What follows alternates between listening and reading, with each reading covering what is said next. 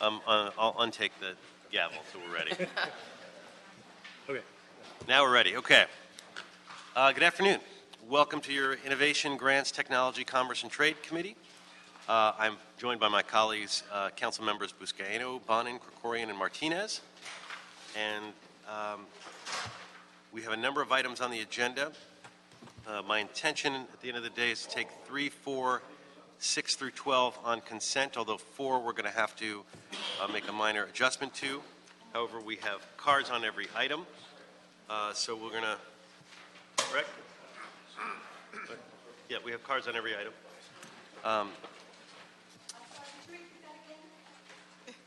I'm going to go through all the items. I have cards on every item, so I'm going to start by taking those cards at 4 minutes each on the items in front of us, starting with someone going by the name of Dummy. Yeah. Mr. Dummy, if you could come forward. And on this card, you're claiming to represent Englander, Kanabi, and Allen. Is that true? Well, that's my favorite lobbyist firm. Okay, but you are not actually representing them. No, but they love to interfere in my life, so I think of us as family. Yeah. What's Okay. that? Well, I just because Kanabi and Englander and Kanabi and Allen, are just such good people. Okay, well, if you could now, we know you're not actually representing. If you could limit your comments to the items in front of you. Yeah, well, I mean, they're a lobbyist firm, so they obviously try to influence you, and they buy legislation, and yet they tell the newspaper that they're just concerned citizens. They're not actually on the agenda. The items are Really? They're not lobbying on any of these agenda items? whether. How do you know that? Irrelevant. I'm not going to get into back and forth, but know that is not on topic. Yeah, You need to stay on topic. that's right. Okay, so this does not include general public comment. No. Okay, so let's see here. Well, we have the usual problems here, but let's get to this switching Verizon on number 4 to Frontier, California for voice and data. You really want to trust Frontier? There's a lot of bad shit going on about Frontier. Verizon dropped out, and some company takes over. And I think one of our speakers, Antonio Ramirez, would have something to say about the type of people that may be running this new company. They could be Chongo. I don't know. So I'm just wondering, why would you trust Frontier when you've heard about these complaints? Switch it to the right choice. AT&T. I mean, that's all you can do, right? You just got to go to AT&T. I know that they cost more. I've had my share of battles with them over the years. For example, AT&T wanted to raise my 3 phone lines to $385 a month. I told them, number one, you people are scum. And they said, I know, Wayne. I know we're scum. And number 2, I told them I will fucking take my business somewhere else. They slashed it to $119 a month for 3 lines. So AT&T will give you a major discount if you bring their shit over to them. Bid it to AT&T and see what they say, because Frontier is just bringing in the service, and people are having problems now. Verizon's a hell of a company. I mean, I used them. They're great, but this Frontier's having all kinds of shit. They're dropping these calls. I wouldn't go along with them. So please, before you switch over to them, beware, because I've heard a lot of these things, and I know people don't want to deal with AT&T and their costs, but Frontier does not equal Verizon. Now, you get to these other items here, which is just the same thing. I mean, there's nobody in this room that can understand what all this other shit is, because, they're just trying to do more of this. Number 10, we're dealing with Microsoft to provide support and consulting services. I mean, how much is it costing? Microsoft, we already have contracts with Microsoft. Are we bundling these with our other contracts? And then San Pedro Bay Historical Society, Inc., and for the Joe Hill Memorial. Okay, that's in San Pedro. So you know that you vote split and that you basically don't interfere with one council member's district. So Buscaino wants it. He's going to get it because you know that you're violating PC Section 16 and you're vote trading. That was in the City Watch LA article yesterday. So he'll get it. And then a lot of this deals with CD15. But you got to start getting some of this stuff in CD3, CD2, and of course the illustrious CD6, which hasn't gotten a goddamn thing out of this committee in over 4 years. Thank you. Ms. Ramirez is next. Ramirez? What numbers are we doing? I'm sorry. We're doing all the items in front of us. So I got 4 minutes on all the You have items. 4 minutes to divide however you like among all 8 items. Okay, thank you very much. Does not include public All comments? 12 items, sorry. Does that include public comments? It does not include public comment. Okay, thank you very much. Let's begin with item number 8. Thank you very much. I truly hope this is not a fast food Burger King, El Pollo Loco, Carl's Jr., nor McDonald's type of Mickey Mouse spiked and raunchy, stale, and tainted food joint.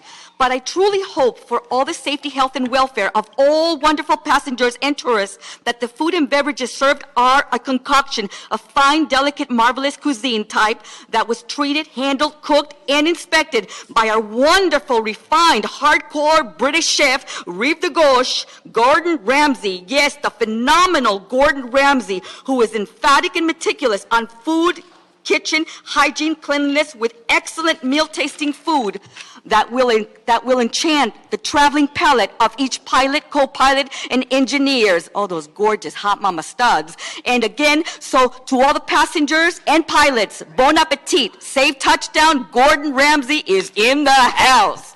And number 7. I have flown American Airlines from Japan to LAX. The service was impeccable. Again, they didn't have any problems on the flights. You didn't have any gangbangers or wetbacks. Oh, it was wonderful. Again, the airlines were terrific. The stewardesses and the crew were fantastic. I was at peace. I traveled with safety and enjoyment. God bless American Airlines. And goodness gracious. Number 4, I have here a flip phone, a Verizon flip phone. Now, ladies and gentlemen, I get a lot of calls that says restricted on these Verizon flip phones. And I even showed Spindler and Herman.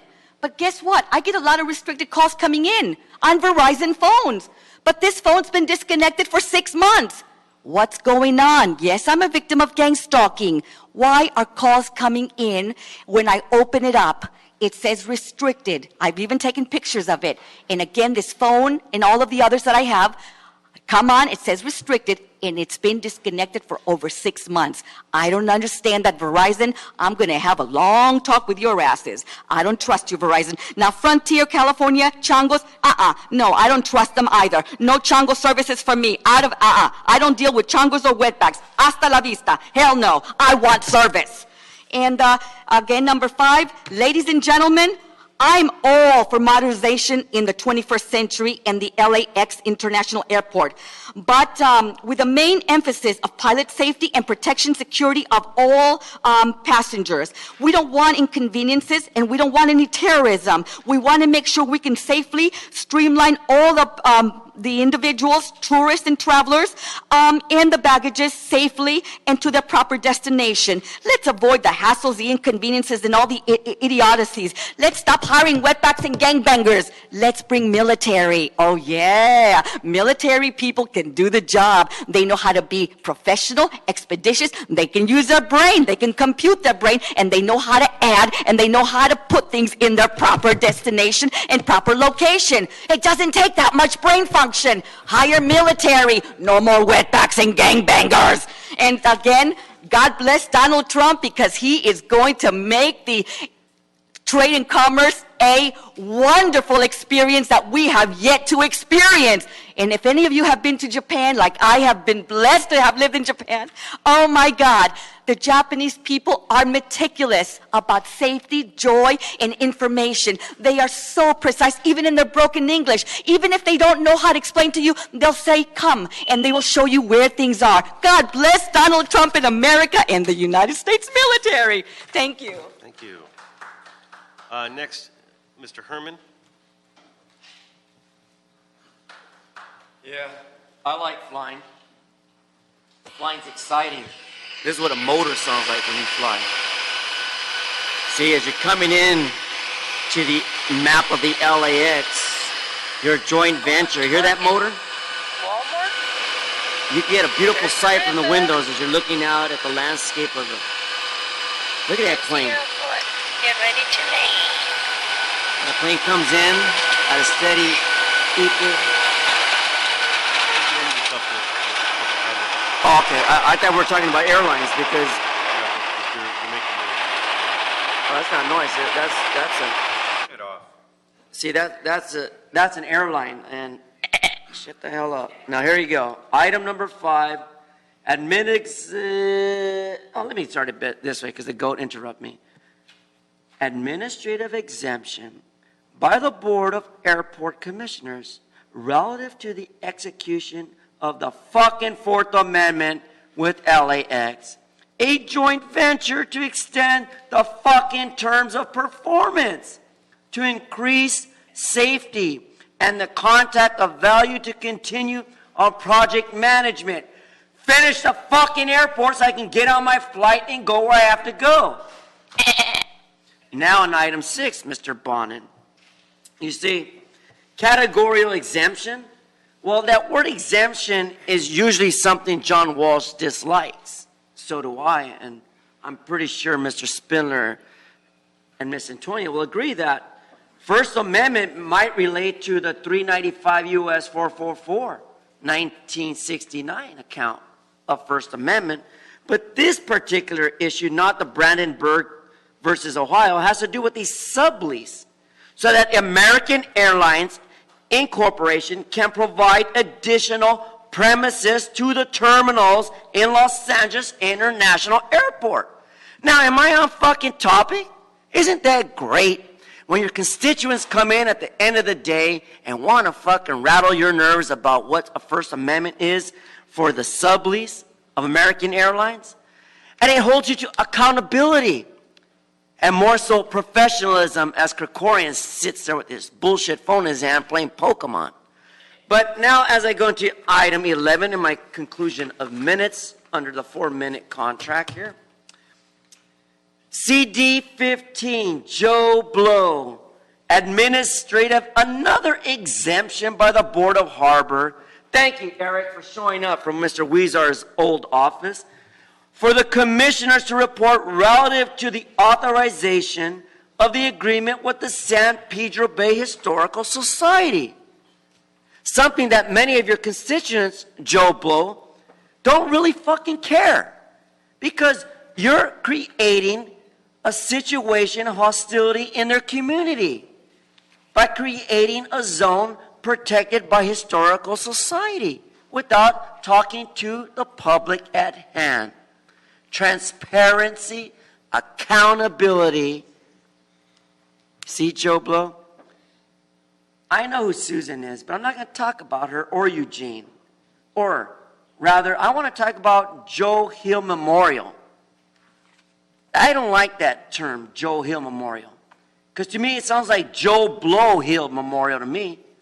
I'd rather see it named Wayne Spindler Memorial, located at 100 West 5th Street in San Pedro. Correct me. Wayne Spindler Memorial, located at 100 West 5th Street in San Pedro, along the Board of Harbor Commissioners. Thank you. Thank you, Mr. Herman. Okay, we're going to move to, if there's no objection, to taking items number 3 and items 6 through 12 on consent. Seeing no objection, those items are approved on consent. Also want to take item 4 out of order, call up Claudia from CAO's office. There's a very minor change that you would request on that. Claudia Sorry. Claudia Aguilar with the CAO's office. Before you is a report to change the contracts with the city with Verizon Select Services and Verizon California. We'd like to make a change to the recommendations to clarify the contracts. The contract numbers were switched. So with your permission, I would like to read into the record the new recommendations. Okay. That the council approve and authorize the general manager of the Information Technology Agency to execute, subject to the approval of the city attorney, Number 1, the first amended and restated contract, number C120393, to change the name of the contractor from Verizon California, Inc. to Frontier California, Inc., and increase the term of the contract by 3 years for a new term effective May 10, 2012 through March 31st, through 2020. Number 2, amendment number 1 to contract C126376, to change the name of the contractor from Verizon Select Services, Inc. to Frontier Communications of America, Inc. And number 3, amendments with Frontier California and Frontier Communications of America, Inc. in the event of a name change to the company, so long as the new company agrees to the city terms and conditions and all legal requirements are met. If you have any questions, I will be happy to answer. You don't make any substantive changes, you're changing the name to reflect, to make it accurate. Yes, just the name. Correct. Any other changes would come back before your body. Without objection, seeing no objection to that, that'll be the recommended change, and the item will be approved as changed, as Thank amended. you. Okay, so now we will move to item number 1. Mr. Espinoff, if you could read that into the record. Item number 1 is the LA Harbor Department to report relative to developing a process to ensure compliance with mitigation measures and make public documents, including those associated with TRAPAC Air Quality Mitigation Measure 17, more easily accessible. Great. And we have Mr. Soroka, the Executive Director of the Port, and we've already satisfied the comments. All the comment cards have been spoken. So, Mr. Soroka, the floor is yours. Thank you, Mr. Chairman. Good afternoon, council members. Reporting back to you as requested from our initial meeting on the TRAPAC terminal mitigation measures from earlier this year in February of 2016. I brought together with me, and has been previously passed to you, some slides to give you updates on where we stand today at this interim reporting time frame. As of today, August 2nd, 2016, we have completed 50 of 52 mitigation measures, up by 1 since our reporting in February. Present status of our programs is to increase transparency and provide our mitigation measure reporting to this body. Third slide shows the mitigation status as we are here today. The first is of alternative marine power that plug into the ship so it can turn off its auxiliary engines alongside while docked at the harbor area in Los Angeles. As reported in calendar year 2015, 55% of vessel berth hours were plugged into the alternative status. The mitigation measure requires 80% of all vessel berth hours to be hooked up. As of June completed 2016, we're at nearly 87% of all vessel hours directly in compliance with the mitigation measure of the EIR. This also corresponds to 94% of all ships calling at the TRAPAC facility to have been plugged in or used the recently accredited bonnet system for emissions capture. The second mitigation measure to report on is the status of inside the fence yard equipment, where the mitigation measure is required to have 100% of all on-terminal yard equipment Tier 4 or better within the compliance standards. As reported in February, during calendar year 2015, 105 out of 135 units of equipment were in compliance with Tier 4 standards. The delays were deemed to be in transition mode to the electrified equipment that the company had set out to bring into the terminal area. We have in writing from our customer TRAPAC and volition towards completing all 135 pieces of equipment or they're needed by the end of calendar year 2016 to be Tier 4 compliant. Purchase orders along those lines are also in motion. The third mitigation measure that we reported on is the road transportation improvement at the corners of Alameda and Anaheim Street in Wilmington, California. Predicated on the amount of traffic flow or the level of service as demonstrated in study by the Los Angeles Department of Transportation, the Harbor Department provided $8.6 million to the Bureau of Engineering, City of Los Angeles, on June 30th of 2013. We understand from BOE that construction will commence in April of 2018 to be completed within 1 year. Further, a fourth area of reporting to this committee was on the compliance reporting itself within the construct of the TRAPAC terminal, its EIR, and mitigation measures. Since our last discussion, TRAPAC has appointed an on-site environmental compliance manager. Port of Los Angeles has dedicated staff to track compliance, reporting all forms, required backup documentation, and dates and files are hereby in place at the Port of Los Angeles. Mitigation measures will be continued to track within that process and have files accordingly. Further on reporting, as we shared with you in February, the Port of Los Angeles has now put in prominent position as of February this year of our mitigation measures in the TRAPAC Environmental Impact Report and subsequent permit, real-time emissions levels as compared to regulations in the state of California, as well as regulations nationally. These also include on our website alternative marine power statistics, as well as vessel speed reduction stats. So all of this information on mitigation measures and our other environmental initiatives have been posted on our website in high-level fashion for viewer purposes since February of this year. And you may recall we committed to getting that done by the end of the first quarter at the request of some of the stakeholder groups that we had been meeting with on a continuous basis. And I think our last two slides show you the depiction from screenshots of where we have placed this all-important information for easy viewership of the folks that are interested in the work in this area, as well as our reporting out to the community in general. And with that, that concludes my update for this afternoon. I'm happy to answer any questions or field commentary from you. Great. Thank you, and appreciate your work on this. And the web stuff is great. Has there been, have you gotten feedback, substantial feedback from folks about the environmental information that's up there now? Not substantial, no. But we keep that updated on a regular basis. Most of the information is updated at the end of the fiscal month, so we can share with the viewing public shortly thereafter. Okay. And you reported that only one ship was not plugged in during 2016, right? Or is it? I believe it was 3 ships as noted in the slide that you had in front of you. So 94% of all ships that called the TRAPAC facility were either plugged into the alternative marine power or used the newly designated bonnet system that was certified by CARB in the fall of 2015. And when even though it's a small number, what's typically the reason why those 3 slipped through, so to speak? And didn't... Ships that are not either purpose-built or retrofitted with alternative marine power cords that will plug in to the auxiliary facility, or a complex schedule that took them off the normal berthing window and the bonnet system was not prepared at that given time.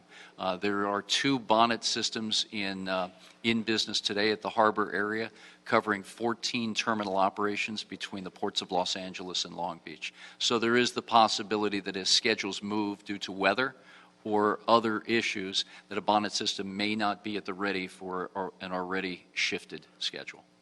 I mean, do we need another bonnet at some point, or is it, do you feel like we have the right number of them? These new bonnet systems represented by 2 companies are brand new to the marketplace. I understand in communication with both companies that they aspire to grow their business and their service provisioning, and we will continue to work with stakeholders to reach that endeavor. Yeah, it's an exciting new way to go about it. Absolutely, yes. How does it compare to the alternative plugging in terms of emissions?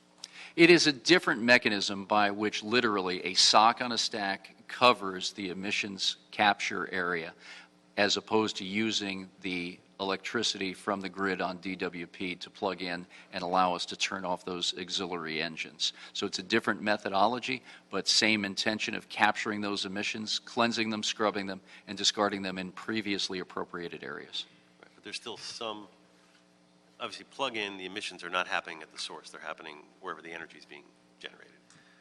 And the bonnet gets an amazing amount of the emissions, but there's some emissions that get out with the bonnet, right? It's not 100% or... Infinitesimal amount, from what I'm told by the scientists, yes. Right. And that technology will continue to be improved upon as the work efforts go down line. Colleagues? Ms. Canada? Thank you, Mr. Chairman, and thank you, Mr. Soroka. You know, this came to our attention with the Los Angeles Times article and the concern from the environmental community and our neighboring communities. You know, what I appreciate about you is you owned it. You came to us. You made it clear that you're going to be as transparent as possible to address the issues. And having these regularly scheduled updates clearly shows your ongoing commitment to solving this issue before us. So specifically addressing the trade back mitigation status. So recognize your leadership and commitment to ensuring that we move our port and move the goods, but also do so in an environmentally safe and sound way. So really appreciate your presence and your ongoing updates. Just happy to hear the progress that's being made. The bonnet system, as you referred to, is an amazing technology that presents opportunities for those ships or terminals that are not equipped. And maybe this on the technology side, as ships are coming into the port, can that bonnet system be used, a mobile bonnet system that can come up to the ship coming in through our harbors? There is currently research and development to expand the capabilities of that bonnet system in stationary platforms by which we could look at a myriad of opportunities.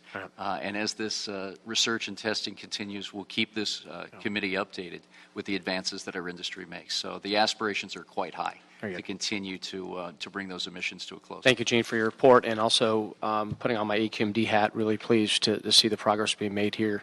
Hoping to get 100% compliance moving forward. Thank you. Great, thank you. And for the record, it was after a thorough audit between TRAPAC and the Port of Los Angeles that we publicly disclosed the information on the shortfall of 3 mitigation measures, leading up to some work in the media as well. So we will continue in that effort to be as transparent as humanly possible.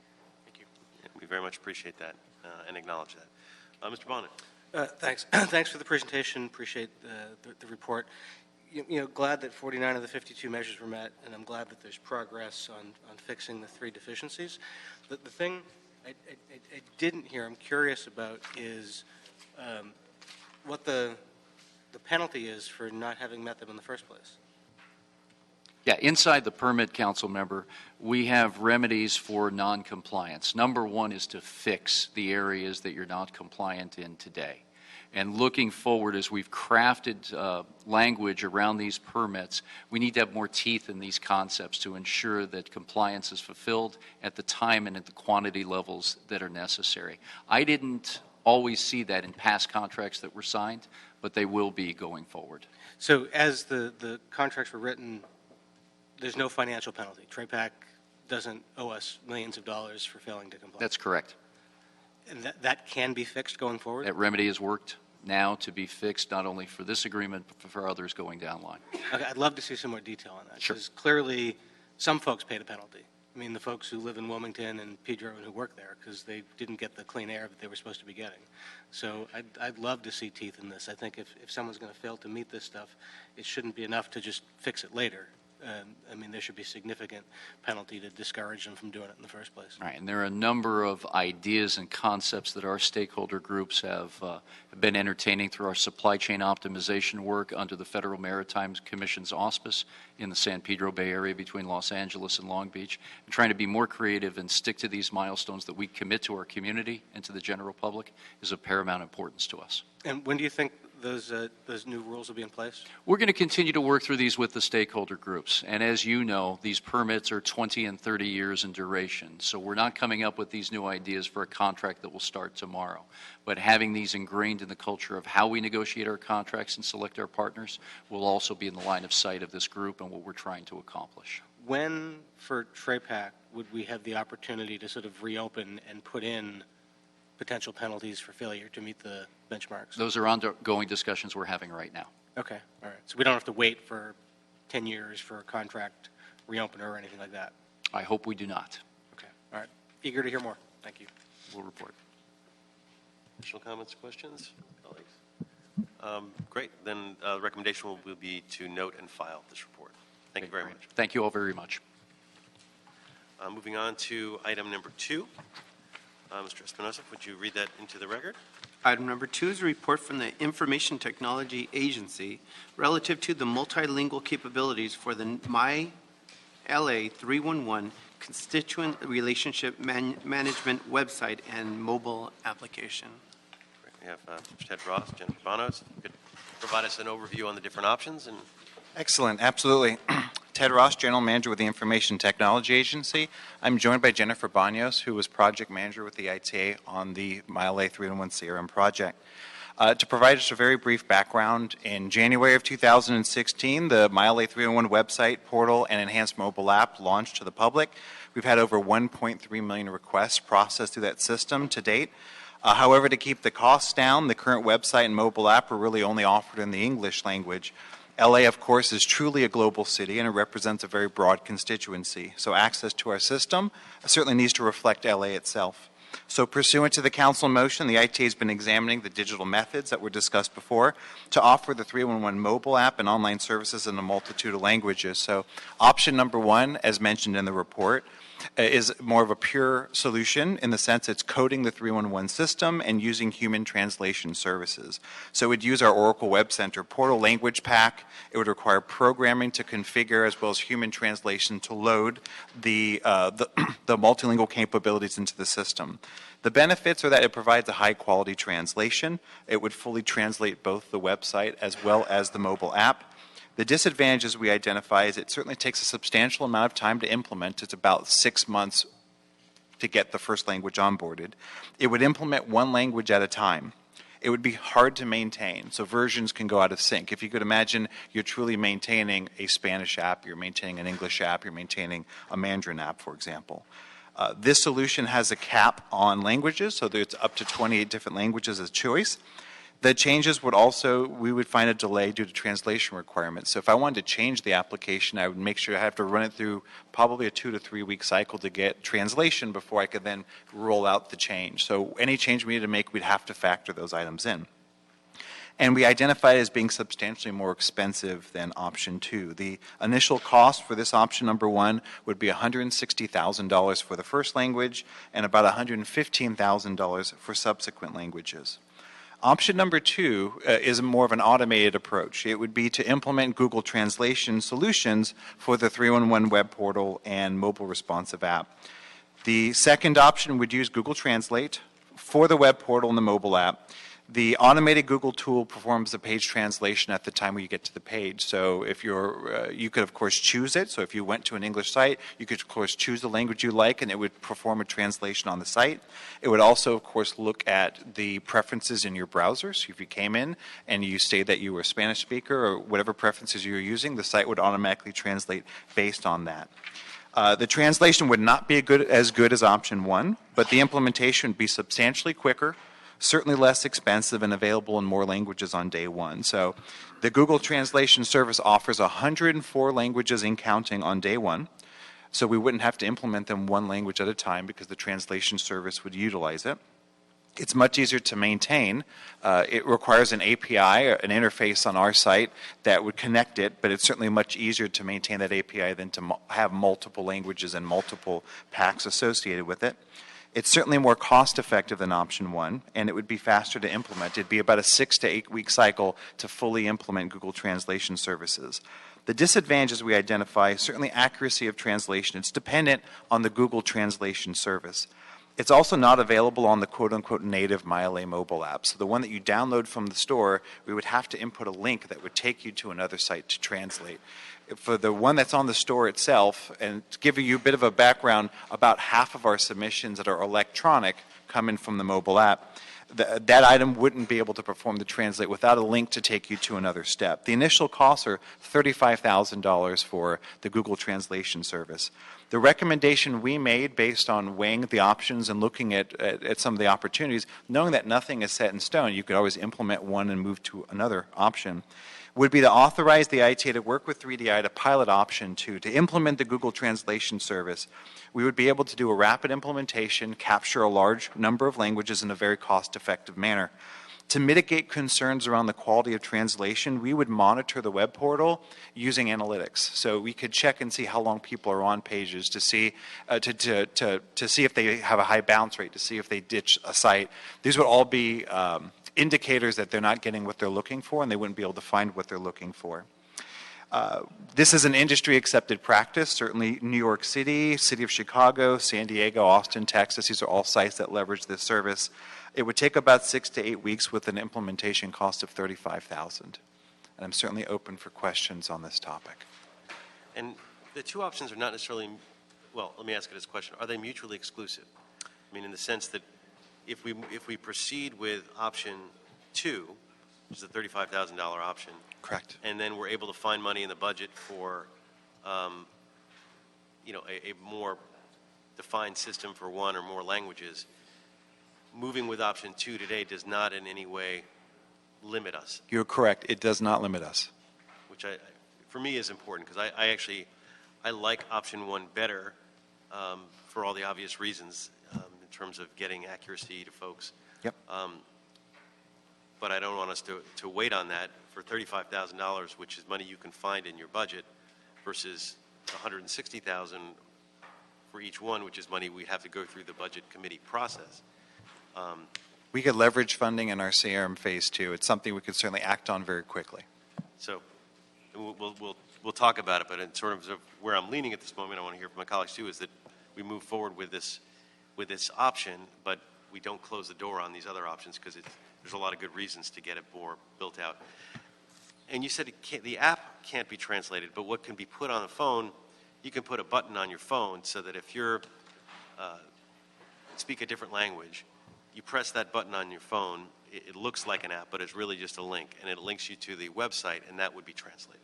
Correct. Yeah, we don't want to be too technical, but there are mobile apps that run off of a phone, and then there's what they call mobile websites, which look very much like a mobile app but require connectivity to the internet. We have already implemented a mobile responsive website that looks very much like the mobile app that can use the translation service. So because people want to go to an app store and they want to be able to download and use some of the unique features that are on a native mobile app, we could allow you to be able to click a link, and so long as you have internet access or cellular access, it will then take you to the mobile site and then do the translation. So it is one additional step, but it's certainly a way of getting it into the manner. I think another thing worth mentioning is that when we discuss 311, we're discussing both the ability to submit a service request as well as to tap into the large amount of information that we have. We have all these different articles on all these different topics. Google Translate, I think if I were to try to summarize it, it will give you a basic understanding, but it's certainly not something that you would bet your life on, so to speak. You'll find things are transliterated. You'll find that things may be out of order. Being someone who's used Google Translate to order things for relatives in Germany and some of these other places, we'll go on to Amazon.de and we'll leverage it to figure out what to order and how to order. And we've had no problems buying gifts for nephews and these other types of relatives, but certainly it's a better solution to have it with a professional translator who writes it exactly how it should look with the right resonance, using the right nuances, etc. I would certainly agree. Martina? Yeah, well, thank you. I just want to thank ITA for your work on this. I really appreciate it. As you know, I'm a huge fan of My 311, and as much as we can inform our residents on how to use it, we try to do our best. But obviously, in my district, I think the folks that really need it the most are the non-English-speaking community and residents in the district. So that's the reason I brought this motion forward. But so looking at the options in front of us, I certainly like the speed in which in which you can deploy the Google translation solution and the 104 languages that is available, and it's relatively inexpensive. So it completely makes sense for us to move forward in that direction as well. But it's obvious to me that the Google Translate only gets us into that general ballpark of translation, so which Correct. is frustrating for some of us who are fluent in Spanish. And our concern is that it could potentially alienate an Angelina who's trying to submit a request. That's precisely my point. So, and it's only deployed to the website and not to the mobile app. So I'm wondering if I can't figure out how to sort of meet halfway. So is there is there the ability to deploy maybe a hybrid solution to this, or a hybrid approach in which we can move forward today with the Google Translate solution right up front, because it makes sense. It only takes 6 to 8 weeks to fully implement it, and it's relatively inexpensive. I get that part. How about then moving forward but also moving forward on a couple of other primary languages that we can fully translate moving forward, and we can maybe use our elections division and asking them what are the 3 primary languages that people ask our ballots to get translated into. And so maybe we can start there and we can move forward with figuring out how much it would cost us to go with 3 languages as a hybrid approach. Because I don't really want to let that go. Sure. I fully agree that we need to move forward with the Google Translate, but I want us to also look at possible ways in which we can get there. Maybe we can start with 2 or 3 languages, primary languages that people are in Los Angeles are asked for translation. You know what I'm saying? That Certainly. When they ask for a ballot, what is it in Spanish? Is it Korean? Is it Correct. Tagalog? What are the languages that are primarily being requested? So I want to actually explore that, Mr. Chair, if we can figure out, and I would like to actually offer move on this item that we look at possibly a hybrid approach so that we can move forward with the Google Translate solutions and at the same time figure out with the 3 primary languages, or so that we can also look into possibly looking for additional funding so that we can move forward in that direction as well. It's a great idea. So what I think we'll do after hearing all the questions is we'll move forward on the item, but ask for a report back on exactly what you're talking about in terms of the hybrid approach to get the additional languages. Makes Yeah, maybe 60 days. We would love to do that, and we could That's certainly, 3 options. sure, and we could certainly work with city clerk. We could even add on to it too, our 311 call center gets calls in a variety of languages, and we've got translation services. So we could also bring that as another data point, but we'll certainly discuss with city clerk how they like to approach it when it comes to multilingual. the options and whether it's an FSR or whether there's money within the existing. And identify potential funding. I know that's a big one because it's so much more expensive on moving forward with the 3 options to fully implement option 1. Absolutely. Wonderful. We'll incorporate that. Mr. Kokorian. Thank you, Mr. Chairman, and I very much support that approach. I would hope that if we begin with the Google Translate option 2, we can realize some cost savings by doing that in achieving the more formally translated version. We're not starting from scratch, in other words. I hope it would work that way, because to do that and then to still go in with the full freight of starting from scratch with these really exorbitant costs, it seems like, would be problematic for me. I mean, we could put somebody on we could put a linguist on full-time on the city staff for this amount of money, for example. It just seems like way, way too much. Yeah, the difficulty in option 1 is we actually end up having to program a system and translate and merge it all together to maintain it. And, you know, I strongly support option 2 in part because while it's true that there might be a few languages that will be predominant, for the Angelino who calls, it doesn't matter whether their language is predominant or not. If they need help, it's inaccessible to them if their language is not one of the ones listed on option 1. And just by way of context, our ballots are available in the city of Los Angeles in 12 languages. Correct. 5 of them are not available in option 1. So, but they are an option. They're all available in option 2. So it just seems to me that we can't limit ourselves to these choices when we have substantial populations in the city. There's no Farsi, there's no Armenian, there's no Tagalog, there's no Hindi, there's no Vietnamese. All of those are ballot languages.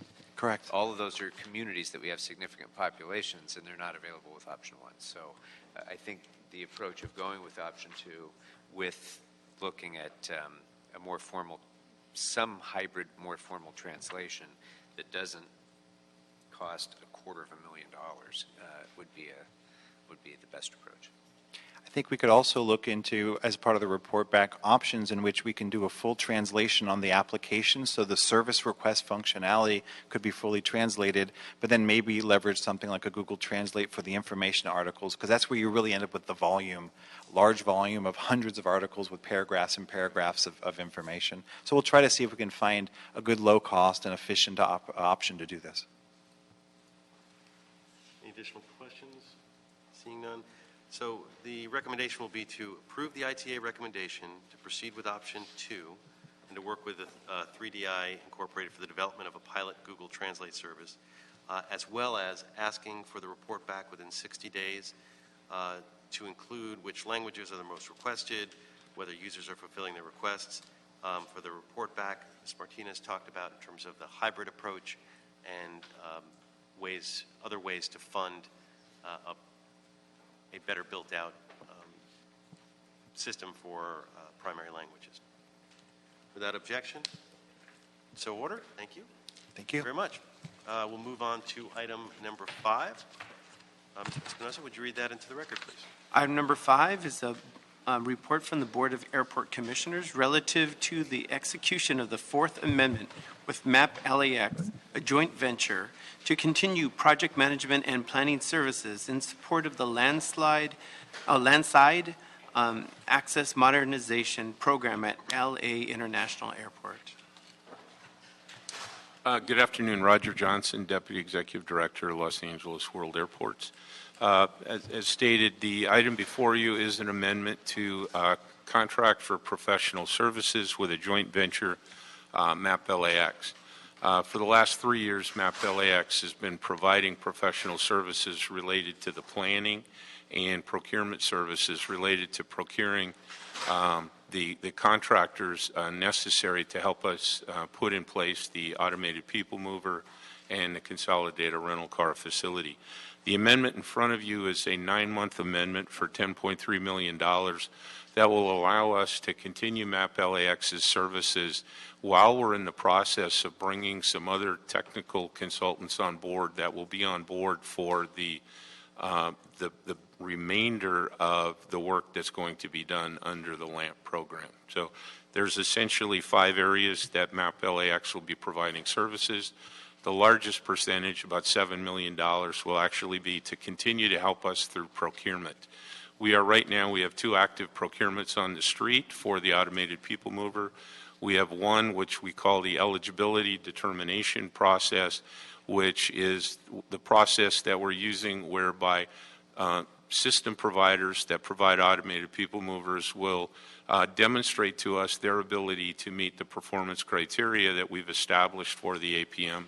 The other one is a request for statement of qualifications from the fixed facility providers. These are the teams that will actually provide the financing, the design, construction, operation, and maintenance of the system once the system is brought online. So the other services will assist with some preliminary design, environmental support with Caltrans for work that needs to be done on the 405 and the 105 freeway, as well as some of the crossings that will occur on Sepulveda, and then environmental support for the EIR that's continuing to be done, and then some continued roadway planning support. So with that, that's the amendment before you. I'd be happy to answer any questions you may have.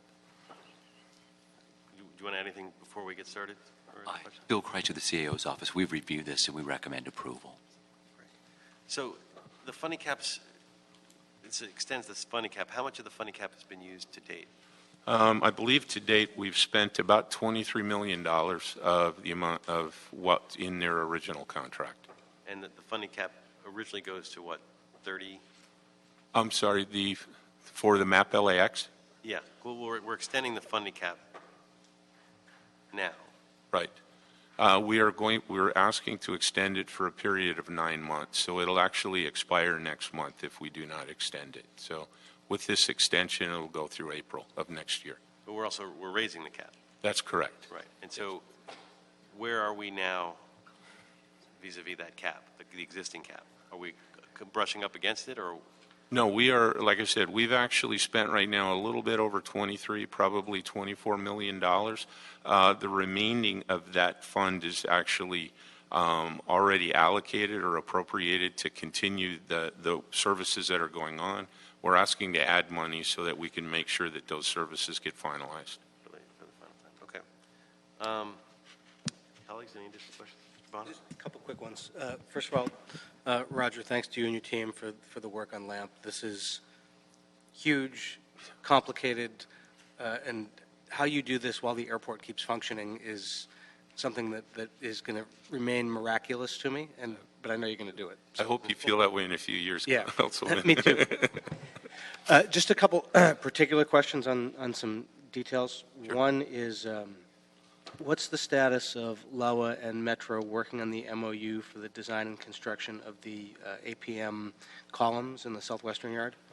We've actually had several recent meetings, and what we've agreed on right now is we are starting to meet between Metro's architects and our architects to develop a common architectural theme and common architectural guidelines for the two stations to ensure that the stations are compatible. So we're working very closely with the Metro AMC team to make sure that everything we do fits very close together.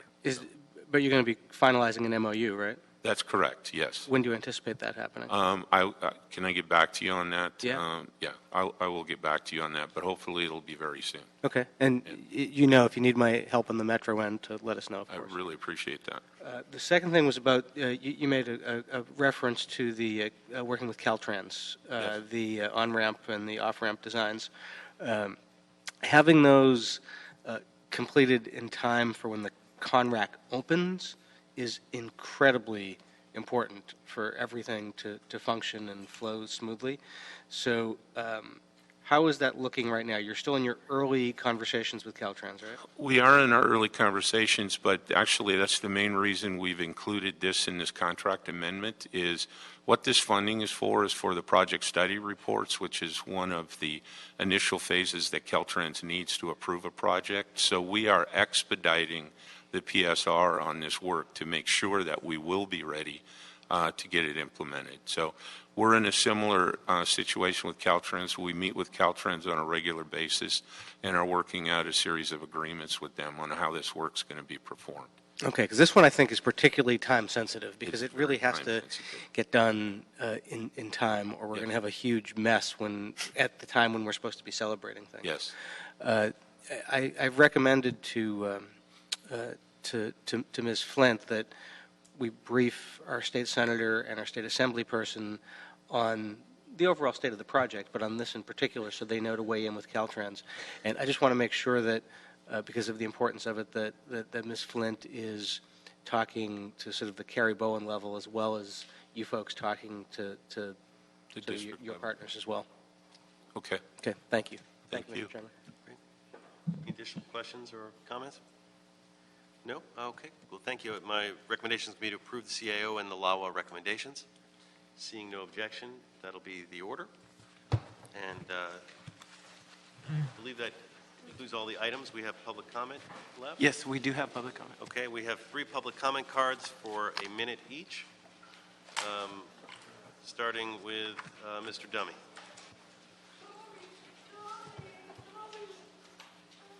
Anybody wants to leave? You wrote down. So, yes, the dummies returned. So we asked for 2 minutes of general public comment, and it was denied. So, who is lobbying on these issues? Kanabe, Englander, and Allen? And why is Mr. Rose trying to take away people's licenses to work? You don't have enough power, so that's unfair competition. You want to take somebody's right away to work? Mr. Rose, how does that benefit your lobbying firm of Kanabe, Englander, and Allen, creating a war with a First Amendment advocate? How does that help you lobby business in City Hall? Mr. Rose, you goddamn schmuck, Mr. Rose. Wake the fuck up, Mr. Rose.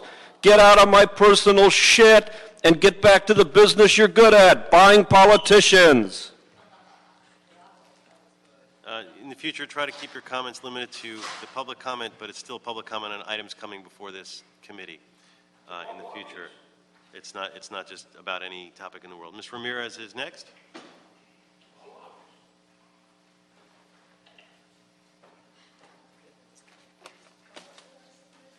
Thank you.